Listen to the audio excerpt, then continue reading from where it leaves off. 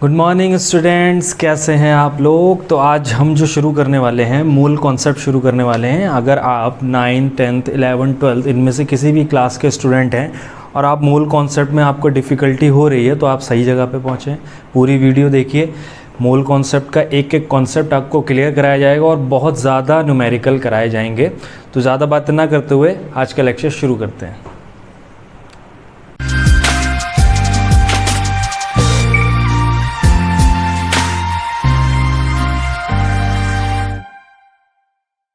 तो बच्चों, मूल क्या है ये समझने से पहले थोड़ा सा मैं आपको एक दो एग्जाम्पल के हिसाब से समझाता हूँ।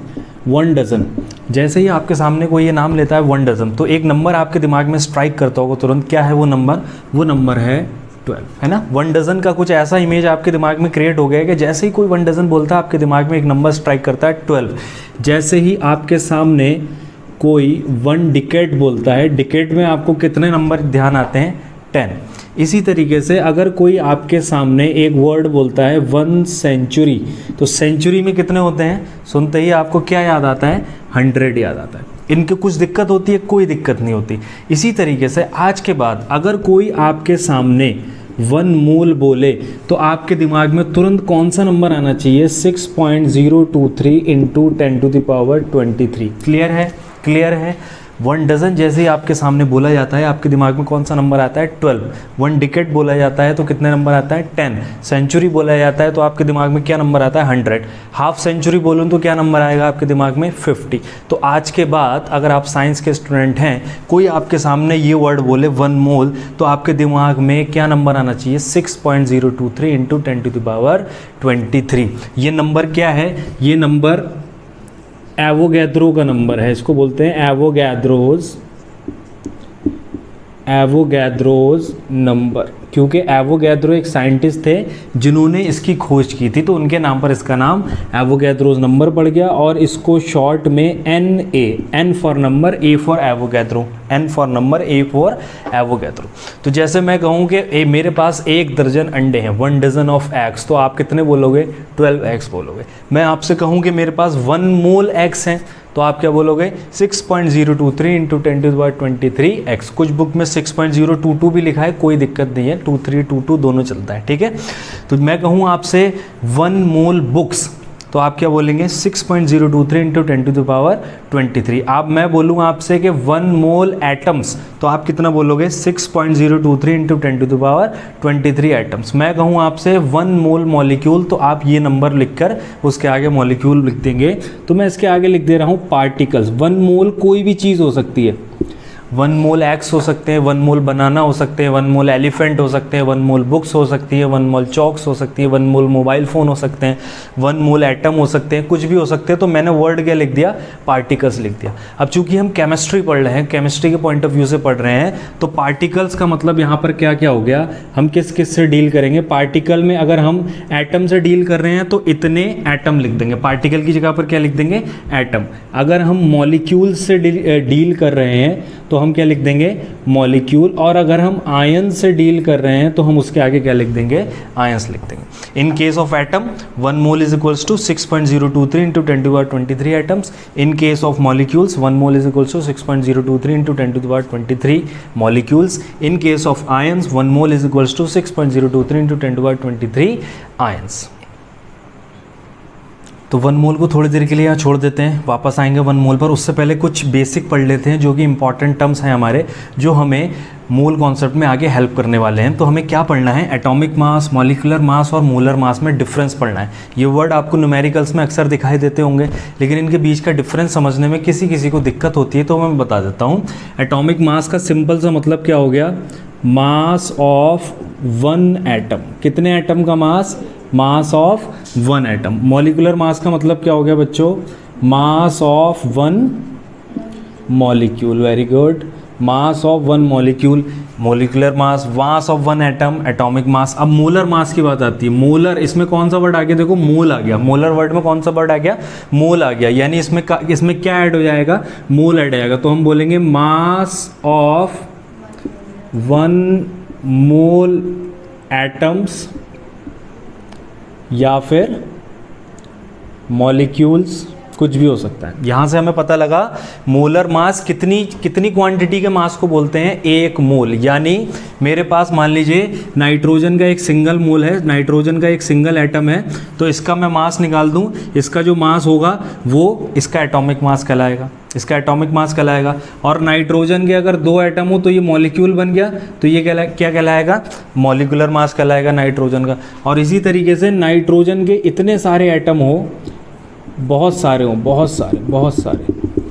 और कितने हो ये, 1 मोल हो, यानी 6.023 इंटू 10⁻23 नाइट्रोजन के एटम लो, उनको एक बैग में बंद करो और उसको वेइंग मशीन से वेट करो उसका, तो जो मास आएगा उसको क्या बोलेंगे, मोलर मास बोलेंगे बच्चों। तो बहुत बेसिक सा डिफरेंस है। इसकी यूनिट क्या होती है, यूनिट क्या होती है एटॉमिक मास की, या तो इसको AMU में नापा जाता है या फिर U में नापा जाता है, ठीक है।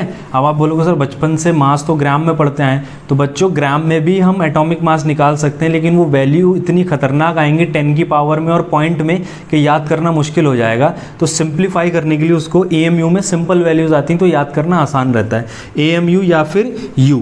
AMU का मतलब क्या होता है बच्चों, full form A for atomic mass unit, atomic mass unit. और U का मतलब क्या होता है, यूनिफाइड मास, यूनिफाइड मास। तो AMU U दोनों चलता है, ठीक है। मॉलिकुलर मास की बच्चों यूनिट क्या होती है, मॉलिकुलर मास की यूनिट U ही होती है, क्योंकि यहाँ पर AMU इसलिए यूज़ नहीं करते हैं क्योंकि इसमें एटम वर्ड आ गया ना, तो एटम AMU यूज़ करेंगे तो एटम मॉलिक्यूल के लिए एटम वर्ड यूज़ नहीं कर सकते, तो इसलिए U जो है वो यहाँ भी यूज़ हो जाता है, यहाँ पर भी यूज़ हो जाता है, लेकिन AMU पर्टिकुलरली एटॉमिक मास के लिए ही यूज़ होता है। और इसके आगे एक वर्ड और लिख देता हूँ, इन ग्राम, मास ऑफ 1 मोल एटम्स और 1 मोल मॉलिक्यूल्स इन ग्राम। यानी मोलर मास हमेशा किस में निकाला जाता है बच्चों, ग्राम में निकाला जाता है, तो इसकी यूनिट हो गई ग्राम। क्योंकि 1 मोल में बहुत सारे एटम हो गए ना, अब उनको तोड़ने में आसानी रहेगी, तो वो ग्राम में उनका मास आ सकता है। तो ये बेसिक डिफरेंस है। एटॉमिक मास क्या बोलते हैं, मास ऑफ 1 एटम, और इसकी यूनिट क्या होती है, AMU, जिसकी फुल फॉर्म है एटॉमिक मास यूनिट।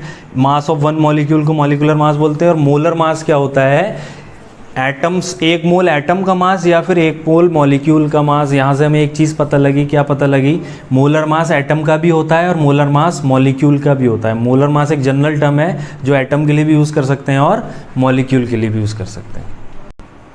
तो बच्चों मोलर मास के बारे में थोड़े डिटेल में बात कर लेते हैं, क्योंकि ये हमारे बहुत काम की चीज़ है, मोलर कॉन्सेप्ट में बहुत काम आने वाला है।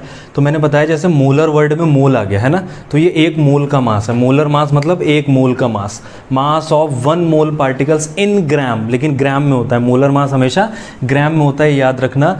या फिर 1 मोल की जगह हम क्या लिख सकते हैं, 6.023 10⁻23 मास ऑफ इतना पार्टिकल्स इन ग्राम। अब मैंने बताया था मोलर मास एटम्स के लिए भी निकाला जा सकता है और मॉलिक्यूल्स के भी निकाला जा सकता है। तो मोलर मास फॉर एटम्स को क्या बोलेंगे, mass of 1 mole of atoms in gram, या फिर मास ऑफ इतना एटम्स इन ग्राम। ये क्या है, एवोगैड्रो नंबर है जो 1 मोल की वैल्यू होती है। ऐसे ही मॉलिक्यूल के लिए क्या होगा, मास of 1 mole molecules in gram. Molar mass of molecule क्या होगा, 1 मोल मॉलिक्यूल का मास इन ग्राम, या फिर 1 मोल की जगह क्या लिख सकते हैं, 6.023 10⁻23 मॉलिक्यूल्स इन ग्राम। दूसरी काम की चीज, मोलर मास फॉर एटम्स को एक और नाम से जानते हैं, ग्राम एटॉमिक मास, क्योंकि एटॉमिक मास ग्राम में निकाला गया है ना। जहां पर आपको ग्राम लिखा हुआ दिखाई दे दे, समझ लो मोलर मास की बात चल रही है। AMU लिखा हुआ दिखाई दे दे, समझ लो सिंगल एटम की बात चल रही है, ठीक है।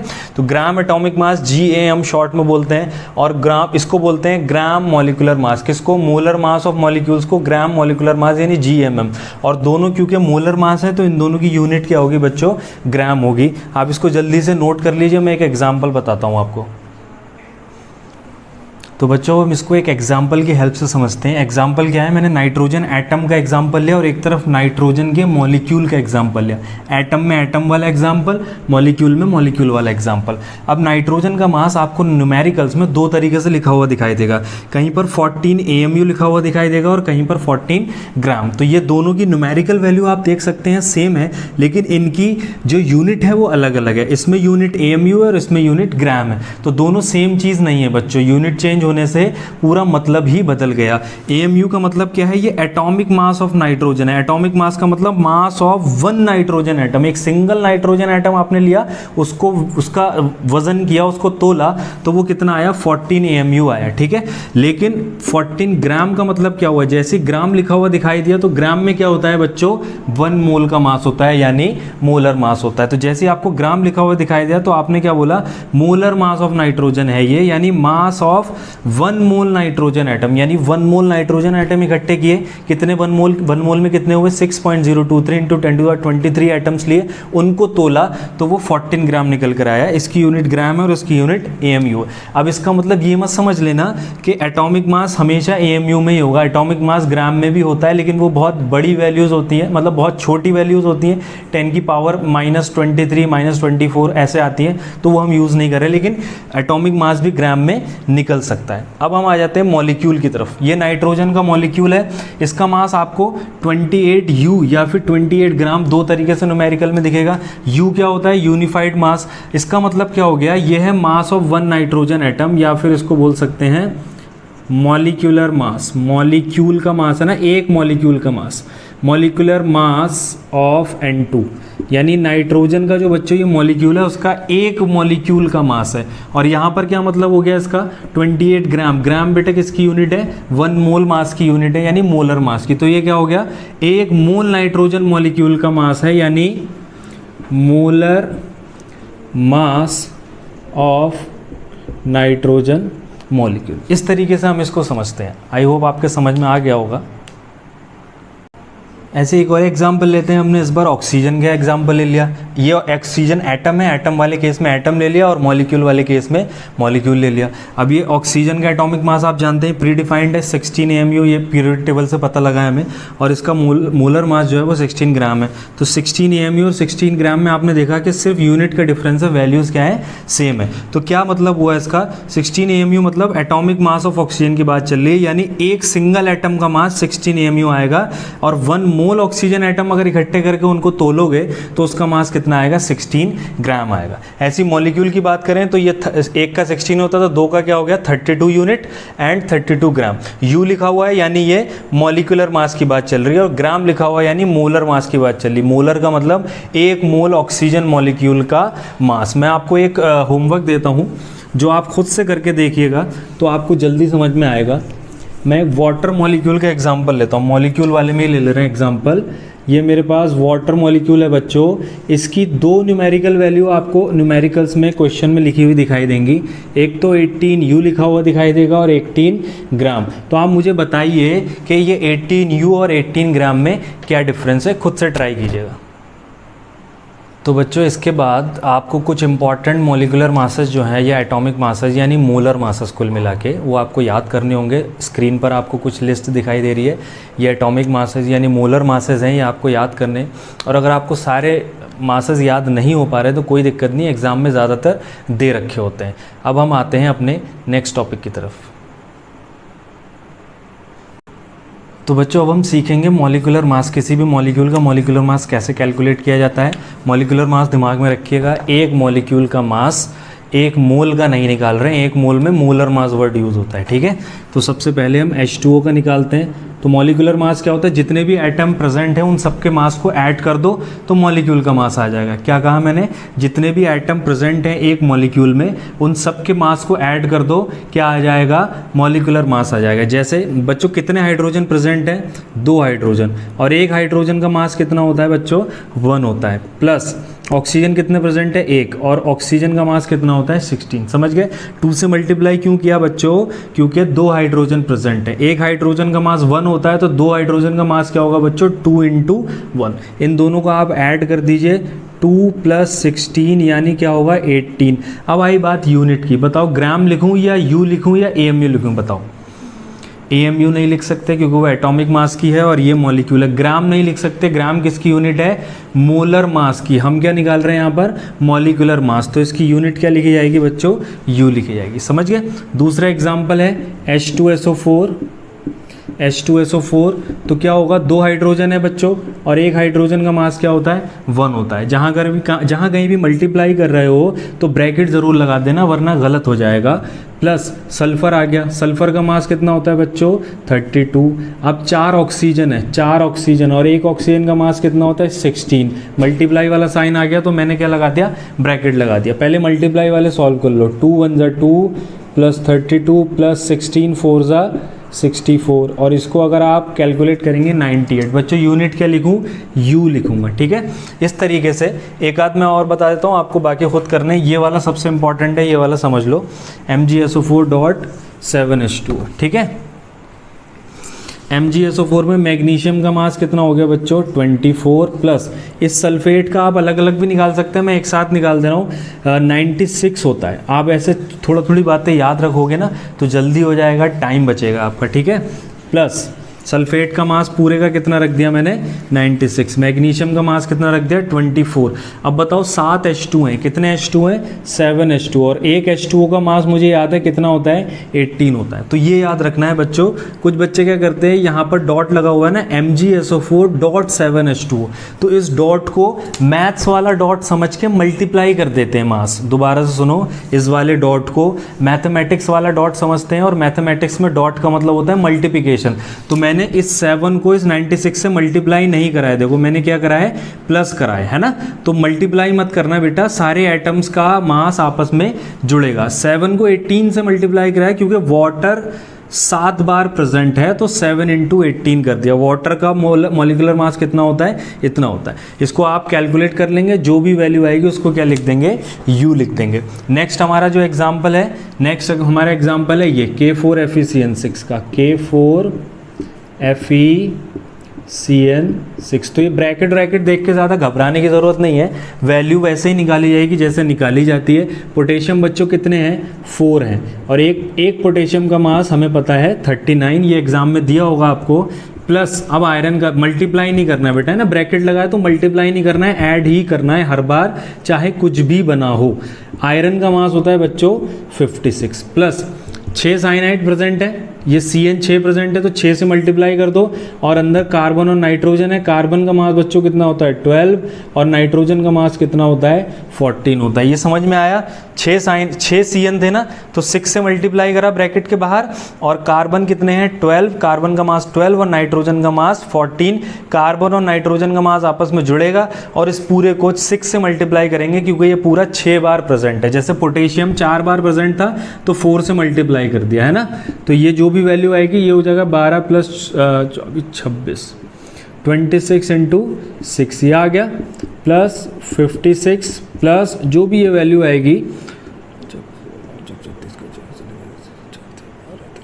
156, शायद यही आ रहा होगा और इसको आप कैलकुलेट कर लेंगे और ये आ जाएगा। समझ गए। तो इस तरीके से हम क्या करते हैं, मॉलिक्यूलर मास शुगर का और CaOH होल ट्वाइस का आप खुद से निकाल कर देखिएगा। तो मॉलिक्यूलर मास, मोलर मास, एटॉमिक मास हम पढ़ चुके हैं, मॉलिक्यूलर मास निकालना सीख लिया। अब हम अपने मोल कॉन्सेप्ट पर दोबारा वापस आते हैं। 1 मोल को भूले तो नहीं हो। 1 मोल क्या होता था बच्चों, 6.023 × 10⁻23 पार्टिकल्स। पार्टिकल्स में एटम्स आ गए, मॉलिक्यूल्स आ गए, आयंस आ गए, केमिस्ट्री के पॉइंट ऑफ व्यू से, है ना, वरना तो पार्टिकल की जगह कुछ भी लिख सकते हैं हम, ठीक है। अब हम बात करते हैं मोल्स ऑफ गैसेस की। जब हमें गैस का मोल निकालना हो तो जब गैस की बात करेंगे तो वॉल्यूम की भी बात करनी पड़ेगी क्योंकि गैस का वॉल्यूम ही निकाला जाता है। तो 1 mole of any gas will be equal to 6.023 × 10⁻23 gas particles. Clear है। अगर किसी गैस के 1 मोल एटम लिए हैं तो इतने मोल गैस के एटम आ जाएंगे, है ना। अगर 1 मोल गैस के मॉलिक्यूल ले रखे हैं तो 1 मोल का मतलब इतने मॉलिक्यूल, पार्टिकल में कुछ भी आ गया, है ना। और 1 मोल गैस का वॉल्यूम फिक्स्ड है, 1 मोल गैस का वॉल्यूम फिक्स्ड है। वो कितना होता है, 22.4 लीटर एट STP। अब ये STP क्या होता है, STP का मतलब होता है स्टैंडर्ड टेम्परेचर एंड प्रेशर। एक और वर्ड होता है NTP। NTP का मतलब होता है नॉर्मल टेम्परेचर एंड प्रेशर। ये भी हम समझेंगे क्या होता है। लेकिन ये जो 22.4 लीटर वैल्यू है ना, ये कितने मोल गैस की वैल्यू है, 1 मोल गैस की वैल्यू है। तो मोल आ गया तो इसको बोलते हैं मोलर वॉल्यूम, ठीक है। तो आज के बाद अगर आपके सामने कोई वर्ड बोले मोलर वॉल्यूम, तो आप बोलेंगे एक मोल गैस के वॉल्यूम को मोलर वॉल्यूम बोलते हैं। वो बोलेगा बताओ एसटीपी पर एक मोल गैस का कितना वॉल्यूम होता है, आप क्या बोलेंगे 22.4 लीटर। इस बात से फ़र्क नहीं पड़ता कि गैस क्या है, O2 ले लो तब भी इतने लीटर आएगा, मीथेन ले लो तब भी इतना ही आएगा, वाटर की गैसियस फॉर्म यानी वाटर की वेपर्स के 1 मोल ले लो तब भी इतना ही लीटर आएगा। अब मैं आपको समझाता हूँ कुछ इंपॉर्टेंट टर्मिनोलॉजी जो हमें आगे न्यूमेरिकल सॉल्व करने पर ज़रूरत पड़ेगी, जैसे कि एसटीपी क्या होता है, एनटीपी क्या होता है, ग्राम एटम किन्हें कहते हैं, ग्राम मॉलिक्यूल्स किन्हें कहते हैं।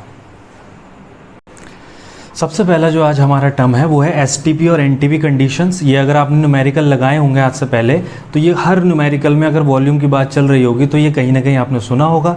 एसटीपी की फुल फॉर्म होती है standard temperature and pressure, NTP full form होती है standard normal temperature and pressure, और ये दोनों ही स्टैंडर्ड कंडीशन कहलाती हैं। और स्टैंडर्ड कंडीशन पर टेम्परेचर होता है 0 डिग्री सेल्सियस और प्रेशर होता है 1 atm।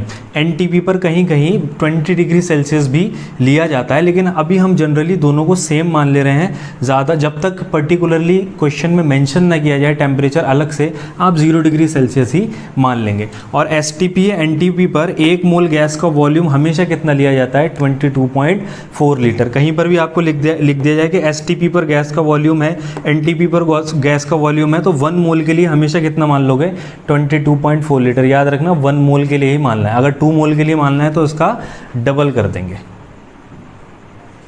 नेक्स्ट जो कुछ टर्मिनोलॉजी हमारे न्यूमेरिकल्स में यूज़ होती है जहाँ पर सबसे ज़्यादा कन्फ्यूजन होता है वो है ये words. 1 gram atom, calculate the 1 gram atom of this atom, इतने वजन है, ये सब चीज़ें दे रखी होंगी तो बच्चे कंफ्यूज हो जाते हैं। तो बिल्कुल कंफ्यूज नहीं होना है, मैंने आपको बता दिया ग्राम एटम का मतलब होता है मोल। 1 ग्राम एटम मतलब 1 मोल ऑफ एटम, ठीक है। कोई बोले कि मेरे पास 4 ग्राम एटम ऑक्सीजन प्रेजेंट है तो उसका मतलब क्या हुआ, उसके पास 4 मोल ऑक्सीजन एटम है। ऐसे ही ग्राम मॉलिक्यूल का मतलब होता है 1 मोल ऑफ मॉलिक्यूल। अगर कोई कहे कि मेरे पास 4 ग्राम मॉलिक्यूल नाइट्रोजन है तो उसका मतलब क्या हुआ, उसके पास 4 मोल नाइट्रोजन प्रेजेंट है। इसी तरीके से 1 ग्राम आयंस का मतलब क्या होता है, 1 मोल ऑफ आयंस होता है। तो बच्चों अब हमारा थ्योरेटिकल पार्ट कंप्लीट हो चुका है, अब न्यूमेरिकल सॉल्विंग की तरफ बढ़ रहे हैं। उससे पहले 3 इंपॉर्टेंट फार्मूले, इन 3 फार्मूले के अलावा आपको कोई फार्मूला याद नहीं रखना है। इन तीनों से आपके सारे न्यूमेरिकल सॉल्व हो जाएंगे। हम चाहें तो इन तीनों के कॉम्बिनेशन से और भी बहुत सारे फार्मूले बना सकते हैं, लेकिन उससे सिर्फ कन्फ्यूजन बढ़ेगा।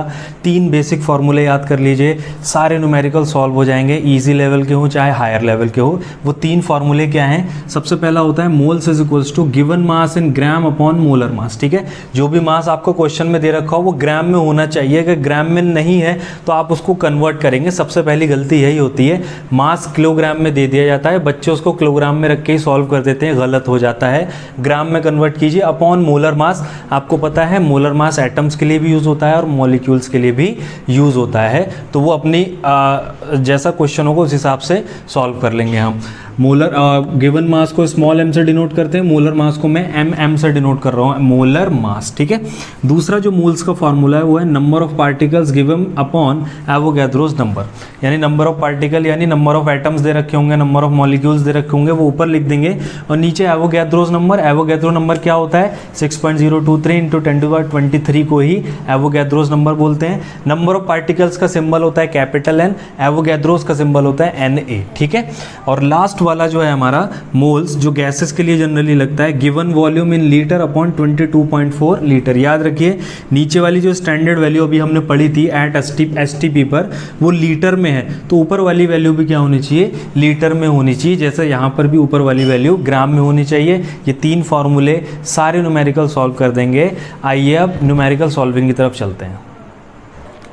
न्यूमेरिकल्स पे जाने से पहले एक छोटा सा टॉपिक आप और समझ लीजिए, रिलेशनशिप बिटवीन एएमयू एंड ग्राम। देखो बच्चों, एएमयू भी मास की यूनिट है, एटॉमिक मास, मास ही तो हुआ, एएमयू भी मास की यूनिट है और ग्राम भी मास की यूनिट है, तो दोनों एक ही ग्राम, दोनों मास की ही यूनिट है, तो दोनों के बीच में कोई ना कोई रिलेशन तो होगा, दोनों अलग अलग तो हो नहीं सकती। और ये रिलेशन होता है 1 AMU is equals to 1 upon Na gram, 1 AMU is equals to 1 upon Na gram. Na क्या है, एवोगैड्रोस नंबर। कितनी वैल्यू होती है Na की, Na क्या है हमारा, Na की वैल्यू कितनी रखेंगे न्यूमेरिकल सॉल्व करते समय, 6.023 इंटू 10⁻23। तो आपकी वैल्यू किस में आ जाएगी, ग्राम में आ जाएगी। फॉर एग्जाम्पल आपको पता है atomic mass atomic mass of carbon is equals to 12 AMU। ये हमें पहले से पता है, कार्बन का मास कितना होता है बच्चों, 12 AMU होता है। मैं चाहता हूँ कि AMU में नहीं, मैं ग्राम में निकालूँ इसका मास, तो मुझे कैसे निकालना होगा बच्चों, 12 और AMU की जगह पर मैं क्या रखूँगा, 1/NA ग्राम। AMU की जगह पर बच्चों क्या रख दूंगा मैं, 1/NA और आगे क्या लिख दूंगा, ग्राम। अब क्या करूँगा, 12 इंटू Na की वैल्यू रख दूंगा 6.023 इंटू 10⁻23 और आगे क्या लिख दूंगा, ग्राम। इस वैल्यू को आप सॉल्व करेंगे और आपका आंसर मुझे कैलकुलेट करके बताएंगे कि ग्राम में क्यों आया है। तो आपको यहाँ से पता लग जाएगा कि हम एक एटम का मास ग्राम में याद क्यों नहीं करते हैं, AMU में याद क्यों करते हैं, क्योंकि यहाँ बहुत खतरनाक सी वैल्यू आएगी जो कि याद करना, सारे एलिमेंट के लिए याद करना पॉसिबल नहीं है। इसीलिए हमने AMU का आविष्कार किया। AMU में सिंपल वैल्यूज आ जाती हैं। अब हम वीडियो के सेकंड पार्ट की तरफ बढ़ चुके हैं, जिसमें हम सिर्फ न्यूमेरिकल सॉल्व करेंगे। लास्ट तक देखिएगा, थ्योरी आपके समझ में आ गई है, न्यूमेरिकल सॉल्व नहीं करोगे तो ये पूरी वीडियो बेकार हो गई। यहाँ तक देखना, न्यूमेरिकल हम इजी से लेकर हायर लेवल तक आपको लेकर जाएंगे, और जब ये वीडियो ख़त्म होगी तो आप मूल कॉन्सेप्ट में एकदम एक्सपर्ट हो चुके होंगे, ये मेरी गारंटी है। तो हमने इसको टाइप में डिवाइड कर दिया है सारे न्यूमेरिकल्स को, ताकि आप समझ पाएँ कि किस तरीके से सॉल्व होते हैं। सबसे पहले हम मास टू मोल वाले क्वेश्चन सॉल्व करेंगे, जिसमें फॉर्मूला कौन सा यूज़ होगा, moles is equals to mass upon molar mass. यानी इसमें मास दिया होगा, मोल पूछ लेगा, मोल दिया होगा और मास पूछ लेगा। तो हम क्वेश्चन करते हैं, calculate the moles present in 5.6 gram of iron. 5.6 ग्राम आपको आयरन दे रखा है बच्चों, 5.6 ग्राम आयरन दे रखा है और इतने में मोल्स पूछे हैं, ठीक है। तो आपको मास दे रखा है, सबसे पहले बच्चों मास दे रखा है कितना, 5.6 ग्राम, और पूछा क्या है बच्चों, मोल्स पूछे। तो मास टू मोल वाला क्वेश्चन हो गया। तो कौन सा फॉर्मूला लगाएंगे जिसमें मास और मोल दोनों आ रहे होंगे। तो फॉर्मूला है हमारा moles is equals to mass in gram upon molar mass. Molar mass बच्चों, मोलर मास आपको क्वेश्चन में गिवन होगा 56 ग्राम। 56 ग्राम आयरन का मोलर मास होता है। तो आपको मास कितना दे रखा है, गिवन मास कितना है बच्चों, 5.6, और मोलर मास बच्चों कितना है, 56। सर बड़े चालाक हो, बड़ी इजी वैल्यू ले रहे हो। अरे कैलकुलेशन पे ध्यान नहीं देना है, कॉन्सेप्ट समझना है। कितने मोल आ गए बच्चों इसके, 0.1 मोल्स। इस तरीके से हम ये क्वेश्चन सॉल्व करते हैं। एक और क्वेश्चन देखते हैं। नेक्स्ट क्वेश्चन क्या है हमारा, 4 किलो हीलियम गैस दे रखी है, 4 kg हीलियम गैस दे रखी है, और उसके क्या पूछे हैं बच्चों, मोल्स पूछे हैं। तो मास दे रखा है और मोल्स पूछे, मास दे रखा है और मोल्स पूछे, ठीक है। तो कौन सा फॉर्मूला लगाएंगे जिसमें मास और मोल्स दोनों आ रहे होंगे। तो गिवन मास है आपको, गिवन है आपको मास कितना बच्चों, 4 kg। लेकिन किलोग्राम में काम चलेगा क्या, मास हमेशा बच्चों किस में रखना होता है, ग्राम में। तो यही ट्रिक खेली गई है इस क्वेश्चन में, आपको इसको ग्राम में कन्वर्ट करना होगा। 10 की पावर 3 से मल्टीप्लाई कर देते हैं 1000 से। अगर आप ये भूल गए तो पूरा क्वेश्चन आपका गलत हो जाएगा, ठीक है। तो मोल क्या होंगे बच्चों, मास जो दे रखा है इन ग्राम अपॉन मोलर मास जिसका भी निकालना है। मास बच्चों कितना निकाल लिया हमने ग्राम में, 4 इंटू 10⁻3, और हीलियम एटम का मोलर मास यानी molar mass of helium atom is 4। तो ये 4 से 4 कैंसिल हुआ, 1 हो गया। 1 इंटू 10⁻3, मोल की यूनिट क्या होती है बच्चों, मोल होती है, ग्राम मत लिख देना इसमें, ठीक है। तो बच्चों इसी टाइप 1 पे हमारा नेक्स्ट क्वेश्चन है, 90 ग्राम वाटर दे रखे हैं और मोल्स कैलकुलेट करने हैं ना बच्चों। तो क्या दे रखा है, मास दे रखा है, मास दे रखा है और कैलकुलेट क्या करने हैं, मोल करने हैं, है ना। तो गिवन मास 90 रखोगे, मोलर मास किसका रखोगे बच्चों, वाटर का। कितना होता है, 18। तो 18 को 90 से डिवाइड, 90 को डिवाइड करो, कितना आएगा, जो भी आएगा 5 मोल्स आएंगे, वो आप आंसर निकाल लीजिएगा, ये आपको होमवर्क है। तो बच्चों टाइप 1 के क्वेश्चन हमने कंप्लीट कर दिए। आई होप आपको समझ में आ गया होगा। नहीं समझ में आया तो कमेंट सेक्शन में आप अपना डाउट लिख दीजिए, मैं आंसर दूंगा उसका। टाइप 2 हम आप शुरू कर रहे हैं। टाइप 2 क्या होंगे, मोल और नंबर ऑफ पार्टिकल्स के जो क्वेश्चन आएंगे, ठीक है।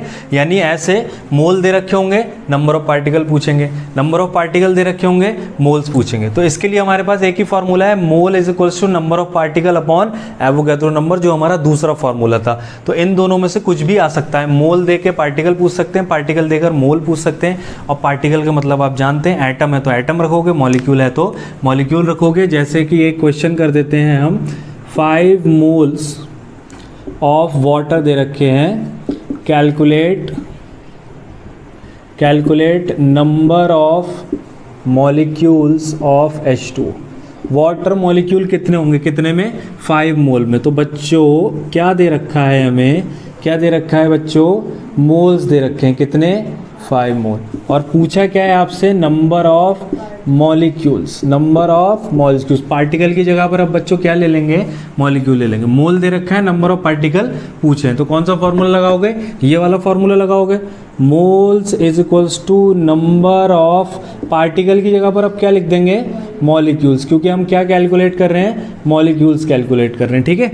मोल्स कितने दे रखे हैं बच्चों, 5 दे रखे हैं। Number of molecules we have to calculate, Avogadro number की वैल्यू रख दो 6.03 इंटू 10⁻23। तो यहाँ से हमारे जो नंबर ऑफ वाटर मॉलिक्यूल निकल कर आएंगे वो क्या हो जाएगा, 5 इंटू 6.023 इंटू 10⁻23। इसके आगे क्या लिखोगे, कुछ बच्चे मोल लिख कर चले जाते हैं, क्योंकि मोल रटने की आदत पड़ जाती है ना, तो मोल लिख दे। क्या निकाला है, नंबर ऑफ मॉलिक्यूल निकाले हैं, तो आगे यूनिट में क्या लिख दोगे, मॉलिक्यूल्स। हमने मोल्स नहीं निकाले बच्चों, हमने क्या निकाला, मॉलिक्यूल निकाले। इसको मल्टीप्लाई आप कर देंगे, आपका आंसर आ जाएगा, इसको आप नोट कर लीजिए। इसी क्वेश्चन में एक स्टेप आगे बढ़ गए हम, इसको थोड़ा सा अच्छे लेवल पे ले गए। उसने क्या बोला, अभी पहले क्या पूछा था, number of molecules of water, अब उसने क्या पूछ लिया, हाइड्रोजन एटम कितने हैं, किसमें, 5 मोल वाटर मॉलिक्यूल में हाइड्रोजन एटम कितने हैं। तो पहले कैसे निकालेंगे बच्चों, ये पूरा क्वेश्चन वाटर के लिए चल रहा था, ये पूरा क्वेश्चन वाटर के लिए चल रहा था, अचानक से उसने हाइड्रोजन के बारे में पूछ लिया, तो यहाँ था हम इसको वाटर के लिए सॉल्व कर चुके हैं, वाटर के नंबर ऑफ मॉलिक्यूल्स हम निकाल चुके हैं। अब हम हाइड्रोजन पर जा सकते हैं आसानी से। जैसे हमें पता है, सिंस 1 H2O मॉलिक्यूल, एक H2O के मॉलिक्यूल में बच्चों कितने वाटर हाइड्रोजन दिखाई दे रहे हैं आपको, 2 हाइड्रोजन एटम। इतनी बात क्लियर है सबको, एक वाटर के मॉलिक्यूल में कितने हाइड्रोजन एटम दिखाई दे रहे हैं, 2 हाइड्रोजन एटम। और क्वेश्चन में दे कितने रखे हैं, 5 मोल वाटर, तो 5 मोल में हमने निकाल दिए कितने मॉलिक्यूल हैं वाटर के, इतने। तो एक वाटर मॉलिक्यूल में 2 हाइड्रोजन एटम है, इतने वाटर मॉलिक्यूल में कितने हाइड्रोजन एटम होंगे, क्या करेंगे, 2 से मल्टीप्लाई कर देंगे। Hence this 5 into 6.023 into 10⁻23 H2O molecules will contain 2 into 5 into 6.023 into 10⁻23 कौन, H एटम्स। क्लियर है, दोबारा समझा देता हूँ। वाटर मॉलिक्यूल उसने पूछे थे कितने होंगे 5 मोल में, ये वाला फॉर्मूला निकालकर मोल की जगह पर 5 रखा और वाटर मॉलिक्यूल निकाल दिए, ठीक है। अब वो एकदम से उसने पूछा कि हाइड्रोजन एटम भी बता दो, तो कैसे निकालेंगे, एक वाटर मॉलिक्यूल से शुरू करेंगे। एक वाटर मॉलिक्यूल में 2 हाइड्रोजन एटम है, तो इतने वाटर मॉलिक्यूल्स में कितने होंगे, उस पूरे को 2 से मल्टीप्लाई कर दे, उस पूरे को 2 से मल्टीप्लाई कर दे, और ये कैलकुलेट करके आप आंसर निकाल देंगे। इसी टाइप 2 के क्वेश्चंस में हमारे एक और क्वेश्चन है, calculate the number of hydrogen atoms in 0.1 moles of H2SO4 molecule, ठीक है। 0.1 मोल H2SO4 दे रखा है, और उसमें क्या पूछा है, नंबर ऑफ हाइड्रोजन एटम। मोल पूछ रखे हैं, नंबर ऑफ पार्टिकल। लेकिन ये क्वेश्चन सीधे सॉल्व नहीं होगा, क्यों नहीं होगा, क्योंकि मोल बच्चों किसके दे रखे हैं, H2SO4 के, तो मॉलिक्यूल्स भी किसके निकल कर आएंगे, H2SO4 के। फिर मॉलिक्यूल से हमें किस पर जाना पड़ेगा, हाइड्रोजन एटम पर, जैसे पीछे वाटर वाला क्वेश्चन किया था, तो वैसे स्टेप 1, 2 स्टेप में क्वेश्चन होगा। ये स्टेप 1 क्या होगा, calculate number of H2O molecule. सबसे पहले, क्योंकि बच्चों डेटा जो दे रखा है, जो वैल्यू दे रखी है, वो मॉलिक्यूल की वैल्यू दे रखी है, जो मोल्स दे रखे हैं मॉलिक्यूल के दे रखे हैं, तो नंबर ऑफ पार्टिकल में भी क्या आएगा, H2SO4 मॉलिक्यूल का ही आंसर आएगा। सीधे हाइड्रोजन एटम नहीं निकाल सकते आप, तो क्या होगा, number of particle upon Avogadro number. Moles बच्चों कितने दे रखे हैं, 0.1 मोल, तो मोल बेटा किसके हैं, H2SO4 के, तो नंबर भी किसका निकल कर आएगा, H2SO4 का। तो नंबर ऑफ पार्टिकल की जगह पर क्या लिख देंगे बच्चों, मॉलिक्यूल्स ऑफ H2SO4 अपॉन क्या लिख देंगे, एवोगैड्रो नंबर की वैल्यू नहीं लिख रहा हूँ मैं, आप कर लेंगे। तो यहाँ से मेरा जो आ जाएगा, number of molecules of H2SO4 क्या आ जाएगा, 0.1 इंटू एवोगैड्रो नंबर मॉलिक्यूल्स, है ना। सीधे हाइड्रोजन एटम बच्चों नहीं आ सकते क्योंकि वैल्यू मोल्स H2SO4 का दिया है, तो पहले आंसर भी किसका आएगा, H2SO4 के मॉलिक्यूल का निकलेगा। उसके बाद अब स्टेप 2 पे जाएंगे हम। स्टेप 2 में क्या करेंगे बच्चों, वही एक मॉलिक्यूल से शुरू करेंगे। Since one molecule of H2SO4, एक मॉलिक्यूल H2SO4 में क्या पूछा है क्वेश्चन में, हाइड्रोजन एटम पूछे ना क्वेश्चन में, तो बताओ एक मॉलिक्यूल में कितने हाइड्रोजन एटम है, 2 हाइड्रोजन एटम है। और क्वेश्चन में कितने मॉलिक्यूल निकल कर आए हैं, इतने molecule. Hence 0.1 into Na molecules of H2SO4 किसके बराबर होगा बच्चों, 2 से मल्टीप्लाई कर देंगे इसको पूरे, 2 into 0.1 into Avogadro number of hydrogen atoms. ये हमारा आंसर निकल कर आ जाएगा। आप Na की जगह पर क्या रख दोगे, 6.023 इंटू 10⁻23। तो बच्चों हमारे टाइप 3 के क्वेश्चंस में हम मोल्स टू वॉल्यूम वाले क्वेश्चन सॉल्व करेंगे, जिसमें मोल दे रखे होंगे, वॉल्यूम पूछेंगे, वॉल्यूम दे रखा होगा और मोल पूछेंगे। तो इसके लिए हम कौन सा फार्मूला यूज़ करेंगे, जो हमारा तीसरा फार्मूला था, mole is equals to given volume in litre upon 22.4 litre at STP, या फिर एट NTP भी लिखा हो सकता है, सेम फार्मूला आएगा। याद रखना वॉल्यूम हमेशा किस में यूज़ करना है बच्चों, लीटर में यूज़ करना है, क्योंकि नीचे वाला वॉल्यूम भी लीटर में ही होता है। तो चलिए क्वेश्चन करते हैं हम इससे। क्वेश्चन है हमारा, calculate the number of mole present, calculate the number of moles present in 11.2 litre of oxygen gas. ठीक है बच्चों, क्या दे रखा है, 11.2 लीटर ऑफ ऑक्सीजन गैस दे रखा है। ऑक्सीजन गैस का वॉल्यूम दे रखा है और पूछा क्या है, नंबर ऑफ मोल्स, यानी मोल्स पूछ रखे हैं आपको। तो सॉल्यूशन में हम लिखते हैं सबसे पहले वॉल्यूम ऑफ ऑक्सीजन गैस। बच्चों आपको कितना दे रखा है, 11.2 लीटर, STP पर दे रखा है, क्वेश्चन में मेंशन नहीं है लेकिन मान लो आप। और calculate the number of moles, पूछा क्या है बच्चों आपसे, मोल्स पूछे हैं। तो फॉर्मूला कौन सा लगाएंगे जिसमें मोल्स भी हो और वॉल्यूम भी आ रहा हो। तो फॉर्मूला हम लगाएंगे moles is equals to given volume, given volume हमेशा किस में होना चाहिए बच्चों, लीटर में होना चाहिए, और अपॉन 22.4 लीटर। मोल्स कितने दे रखे हैं, नहीं दे रखे हैं, we have to calculate. Volume बच्चों कितना दे रखा है क्वेश्चन में, 11.2 लीटर, और नीचे वाली वैल्यू कितनी है, 22.4। इन दोनों को आप डिवाइड करेंगे तो कितना आ जाएगा, हाफ मोल, यानी 0.5 मोल्स। इस तरीके से हम क्वेश्चन सॉल्व करते हैं, बहुत ईजी क्वेश्चन है ये। तो बच्चों नेक्स्ट जो हमारा क्वेश्चन है वो है, calculate the number of moles present in 700 centimetre cube of CO2 at STP। तो देखो इसमें दे क्या रखा है बच्चों, 700 सेंटीमीटर क्यूब ऑफ CO2, यानी वॉल्यूम दे रखा है, वॉल्यूम दे रखा है, और पूछा क्या है, कैलकुलेट नंबर ऑफ मोल्स, पूछा क्या है, नंबर ऑफ मोल्स पूछा है। तो ये हमारा टाइप 3 का क्वेश्चन हो गया। कौन सा फॉर्मूला यूज़ करेंगे जिसमें मोल और वॉल्यूम दोनों दे रखे हो। तो सबसे पहले हम गिवन लिख लेते हैं, गिवन सबसे पहले लिख लिया करो बच्चों। तो वॉल्यूम ऑफ CO2 कितना दे रखा है बच्चों, 700 सेंटीमीटर क्यूब। लेकिन बेटा वॉल्यूम हमेशा किस में होना चाहिए, लीटर में होना चाहिए। तो अब इसको लीटर में कैसे कन्वर्ट करेंगे वो समझना ज़रूरी है। तो मैं आपको बता रहा हूँ 1 सेंटीमीटर क्यूब और 1 ml बराबर होते हैं, ठीक है, 1 सेंटीमीटर क्यूब और 1 ml बराबर होते हैं। और 1 लीटर में कितने ml होते हैं बच्चों, 1000 ml होते हैं, ये भी आपको पता है। तो 1 ml में कितने होंगे बच्चों, 1/1000 लीटर।